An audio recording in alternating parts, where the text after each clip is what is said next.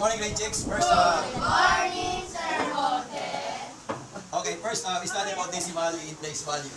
Okay, decimal in place value. So, decimal means like this one.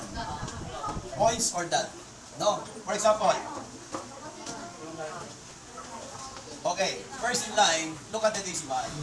From the right side to decimal, what is the place value of 6? Dito, ano ang place value ng 6? What is the place value of 6, nerd? Thousands? No. What is the place value? Tens. Very good. Tens. Then, how about 7? Okay, hundreds. How about 8? Okay, thousands. So, these are the example of place value under the decimal to the right.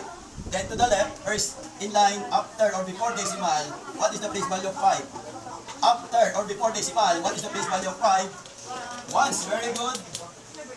Ones and followed by tens, followed by, for example, 4, followed by, okay, so these are the example of decimal in place value.